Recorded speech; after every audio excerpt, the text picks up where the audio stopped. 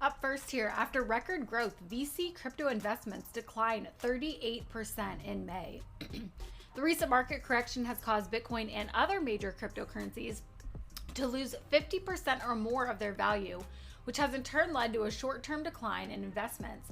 The new data from Dove Metrics shows that the total amount of venture capital investment in cryptocurrency has declined by 38.2% over the past month, from $6.8 billion in April to $4.7 billion in May. However, this is still an increase of 97.8% from last year. The data showed that 21% of all investments went to infrastructure companies, 14% to decentralized finance startups, and 13% each to centralized finance and non-fungible token projects. This demonstrates that venture capital funds may be more conservative in their investments by choosing to invest in core technologies that will bring innovation to the crypto space rather than riskier projects. Extended and Lithosphere are two examples of a recent investment trend in which companies focus on Southeast Asia and raise large sums of money. Extended is a payment gateway solution that raised $700 million, while Lithosphere is a next-generation platform for cross-chain decentralized applications. The largest investment in May was led by Sam Bankman-Fried, founder of the popular crypto exchange FTX. He invested $650 million into the popular brokerage platform Robinhood, securing 7.6% of company shares. Other notable investments include Chainalysis, a renowned analytics company, and KuCoin, one of the largest crypto exchanges, each raising over $150 million. Data indicates that the United States is the leading source of venture capital investments, followed by Singapore and Hong Kong. This trend is consistent with global VC activity. Some of the largest venture capital firms in the space include Andreessen Horowitz, with $4.5 billion raised for Web3 projects and an overall allocation to crypto investments of $7.6 billion. The firm has a strong track record of backing successful projects in the past, such as Coinbase or Solana. Another big name in the Web3 space is NGC Ventures, a Singapore-based firm that recently raised $100 million. The firm focuses on high-potential projects and has had success with investments in Algorand and Oasis.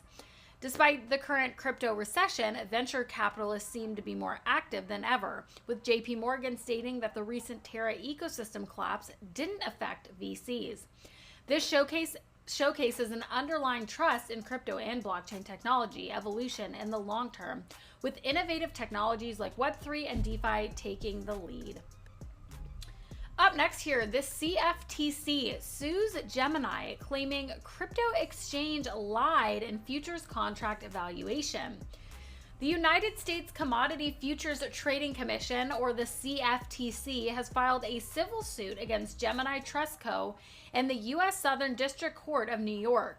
The CFTC alleges that Gemini made false or misleading statements to the CFTC in 2017 during in-person meetings and in documents, violating the Commodity Exchange Act and other regulations. The agency was evaluating the potential for self-certification of a Bitcoin futures contract to be based on the spot Bitcoin price determined by an auction held on Gemini's digital asset trading platform. The CFTC was considering the potential for manipulation with the proposed Bitcoin futures contract. The proposed Bitcoin futures contract would have been among the first digital asset futures contracts listed. Gemini, the cryptocurrency trading platform founded by brothers Cameron and Tyler Winklevoss, announced staff cuts Thursday in response to the downturn in the crypto market. The company is preparing to lay off 10% of its workers. That's not anything new, even in the cryptocurrency sector here. The CFTC has announced that it is taking legal action against individuals and entities who have violated the Commodity Exchange Act. The agency is seeking to recover any ill-gotten gains, impose monetary penalties, and issue injunctions against future violations. Gretchen Lowe, acting director of enforcement for the CFTC, in a statement that this enforcement action is a strong reminder that the commission is committed to protecting the integrity of the market oversight process. Gemini told Cointelegraph in a statement that the company has always been a pioneer and proponent of thoughtful regulation, and that they have an 8-year track record of asking for permission, not forgiveness. Gemini added that they look forward to definitively proving this in court. On December 10th, 2017, Bitcoin futures began trading on the CBOE based on the price of the cryptocurrency on the Gemini exchange. Let me know your guys' thoughts on this, what you guys think the outcome will be, what you think, if you think Gemini is right, or if you think the CFTC has a case here. I'm interested to know what your thoughts are on this. Up next here, Bitcoin price is back above $30,000. But wait, bears are still in control. We've been going back and forth on this a lot. As Bitcoin prices fluctuated significantly in 2021, more and more people invested in the cryptocurrency. Even at the levels around its all-time high, traders continued to buy Bitcoin. Now that prices have dropped by more than half, they remain aloof. This may be due to the fewer number of market participants or traders waiting for the market to stabilize. The recent spike in BTC prices may indicate the beginning of a strong recovery, but the fear of a significant rejection lingers on. Presently, the BTC prices are trading in the same range it was in early May 2022. After undergoing huge price variations throughout May, it appears that the recent spike could stabilize the prices to a large extent. And here's the chart. This is a Bitcoin Tether US chart 1 day on Binance. You can see some price action there. And moreover, now when prices are back above $30,000, it may be presumed as bullish from a technical perspective.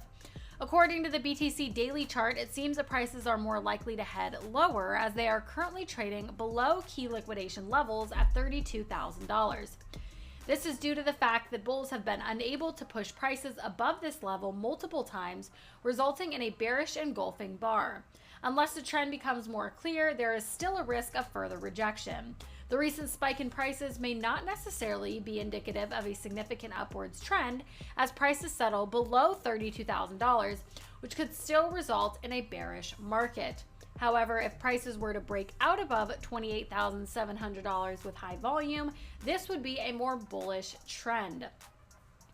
There's some Bitcoin technical analysis for you. We haven't done that in a little while here because Bitcoin is kind of hovering around the same spot as usual, up, down a little bit. What do you guys think? Are you bullish or bearish on Bitcoin?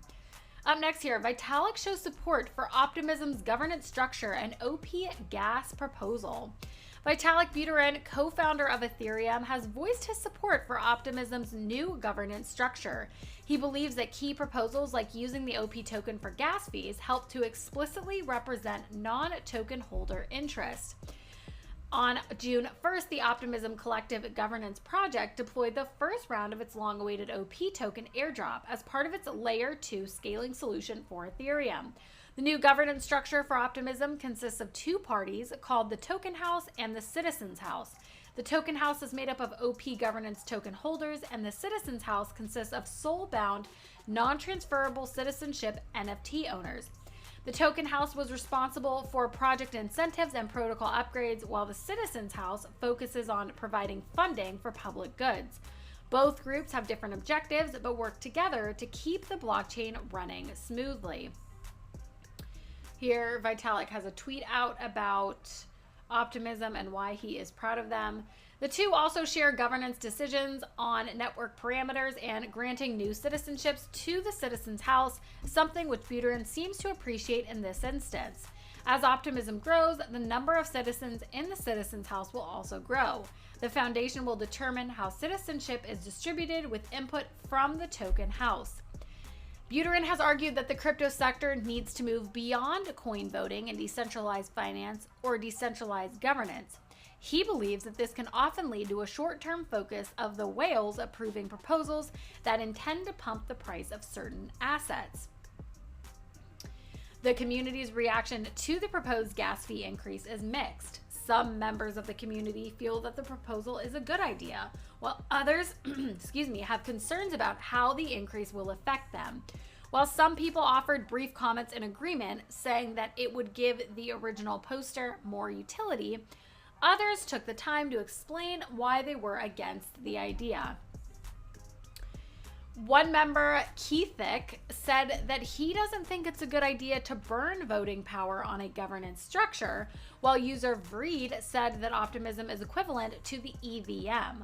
Accepting OP tokens as gas would mean giving up on EVM equivalents, and moreover, Optimism would have to pay fees to Ethereum mainnet in ETH. How would the OP to ETH conversion be handled? User Masadai said that it is too soon to change the system, as it has not yet started functioning the way Optimism intended. He suggested that the project is looking to provide token value via ecosystem profitability rather than via quick moves to pump a token. So, as everything in the crypto space, anything new that comes about, there's pros, there's cons, some are for, some are against.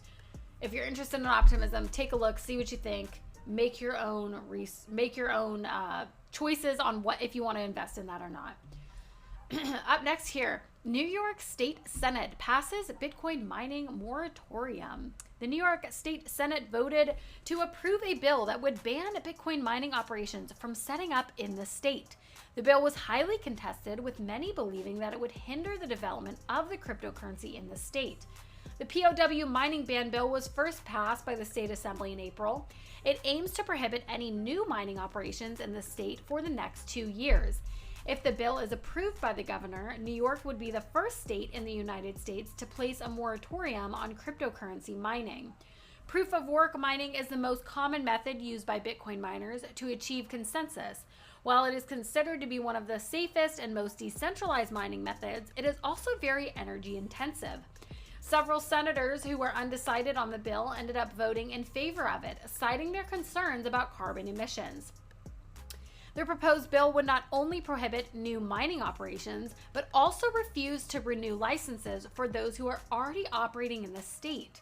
That's unfortunate, so if you're in New York, definitely make sure that you have a plan B. Any new POW mining operation in the state could only proceed if it uses 100% renewable energy. Bitcoin's mining consensus mechanism has been a hot topic of debate among policymakers. Environmentalists and billionaire lobbies have been campaigning for a change to the Bitcoin code to a proof-of-stake mining consensus, which is far less energy intensive. Greenpeace, as well as Ripple co-founder Chris Larsen, have been lobbying for this change. Policymakers often only focus on the high energy consumption by Bitcoin miners, but a significant chunk of this energy comes from renewable sources. In New York, for example, 50% of the energy used to power Bitcoin miners comes from renewable sources. There's a chart here of the sustainable energy usage by Bitcoin versus other industries, and it looks like Bitcoin's doing pretty well. As the price of Bitcoin surged last year, so did criticism of the energy consumption of the BTC network. However, a report from the MicroStrategy-led Bitcoin Mining Council showed that 60% of the electricity used by the network comes from clean sources. The European Parliament initially proposed a ban on POW mining, but later amended the proposal in response to public scrutiny. If New York were to implement a similar ban, experts believe that the other states would follow suit. The U.S. currently dominates the Bitcoin mining hash rate, accounting for 38% of the network's total mining power. So that would be big. I mean, if they stop allowing Bitcoin mining in certain areas unless they can use renewable energy, that might not be feasible for some people. So hopefully they get that straightened out.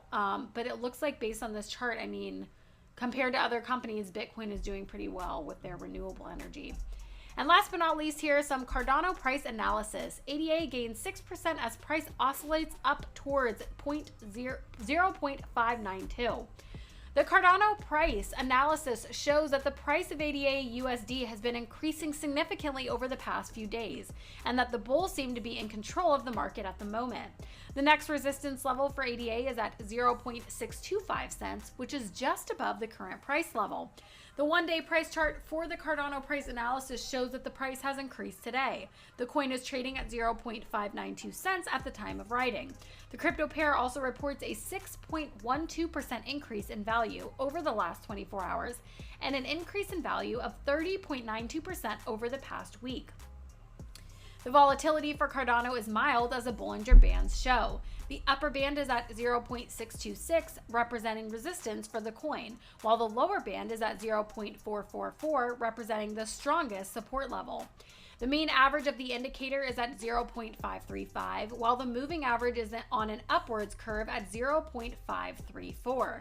This may cross over the SMA 50 curve, which would be a bullish indication. The Cardano price function has been on an upward trend for the last 12 hours after correcting briefly for only 4 hours in the middle of the ongoing bullish trend. There have been no bearish obstacles observed today as the bulls smoothly glide upwards, though at a slower pace. The Bollinger Bands on the hourly chart are showing high volatility with the upper limit at 0.650 and the lower limit at 0.538. The moving average is below the current price level on the 4-hour chart, and the RSI is moving slightly upward in a horizontal curve. This hints at a bearish presence, but the upward curve suggests that bulls are more in power than bears at this point. The most recent Cardano price trend has been overwhelmingly bullish, with 7 out of 26 technical indicators supporting this trend. However, it is important to note that the trend was previously very bearish, and 9 indicators still support a bearish market. The remaining 10 indicators are neutral. Price analysis of Cardano shows that the coin is currently in a bullish state. Although the RSI curve shows some weakness, the overall price has increased today. If the bullish sentiment continues, we could see further improvement in the price of cryptocurrency. So if you're into Cardano, that's some update for you. Thank you all for watching. That is all we have. Make sure to like, subscribe, hit that notification bell, leave a comment on what you want to see in a future video, and we'll see you next time.